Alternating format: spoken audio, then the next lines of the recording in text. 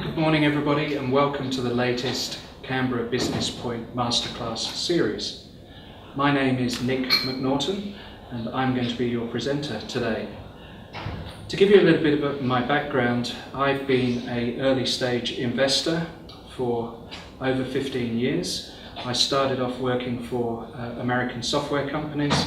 My specialty was bringing startups from the US into the Pacific. I did that 3 times over 16 years. And then I moved into investment. I've been an angel investor, which is investing my own money. And I've invested into 14 different software companies in Australia. Some of them have been great successes, some of them have been some failures.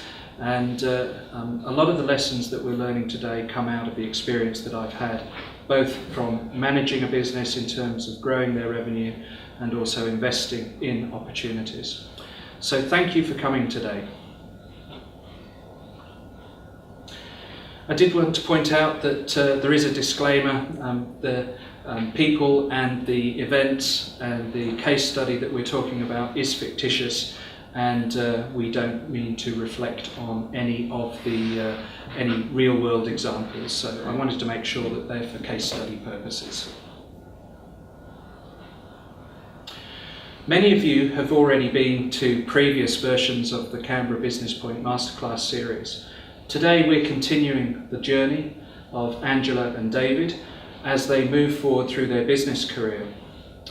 Today we're looking at, in particular, Angela. If you recall from the last series, they've decided that there are some challenges with the existing business that they've got. Angela has been thinking about diversifying their business, and she has come up with a new concept called EventMate. EventMate at this point in time is just an idea, and what we're going to do today is explore the funding options in terms of grants, investment, that potentially she should consider as she goes through the process of taking it from an idea to a commercial reality. We can see that EventMate is an entity or a product that will allow visitors or consumers or tourists to be able to buy packaged events. But as I said, it's just an idea at this point in time, and it requires further development. That further development requires extra funding, and today we're going to try and uncover some sources of capital and some sources of grants that may help Angela crystallize her thinking around the idea EventMate and help her to fund the development of this particular product. One of the challenges for any early stage entrepreneur is defined by the valley of death. It's a somewhat scary title for a journey that most entrepreneurs go on. The slide in front of you shows the journey that an entrepreneur goes on in terms of the types of inflection points for their business that they will encounter over time. You can see that the large line, that is in fact revenue or cost over time. And you can see that to get the business to a point where they have a product, they have customers, they have revenue, there is a significant period of time. That's called the investment period, and you can see that the investment period requires a number of things to take place. At this point in time, Angela is really still in the consideration mode. She's thinking about EventMate, she's thinking about what it would look like, she's thinking about her target market. Once she's comfortable with her research stage, it comes into development. This is very early on in the life cycle, and that's when she actually has to take on board a developer. She actually has to define what the product will look like. She has to come up with a minimum viable product, and she needs help to do that. She's not a developer herself. She requires some development resource to allow her to do that.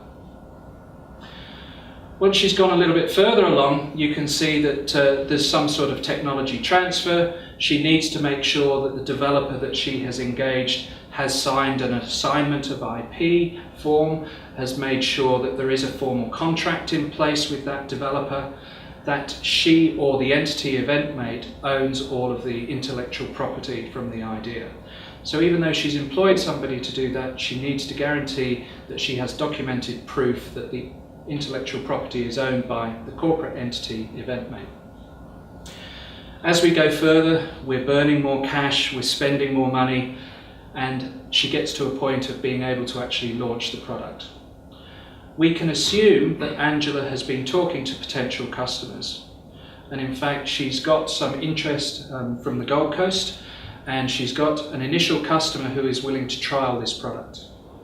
The really nice thing about the trial is that they are willing to spend some money, but usually when you're launching the product as a first cut, they're not willing to pay full commercial rate. So usually it's a discounted rate. So even though she may be generating revenue at this point of product launch, it still isn't enough to sustain the business. So she is still spending more money than she's making.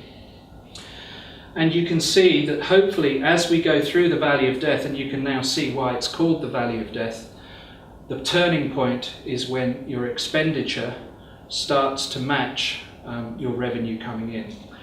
And gradually your revenue increases so that you're getting more revenue than your expenditure, and eventually you come above the line over time, and that is a wonderful day for any entrepreneur when you finally reach cash flow break even.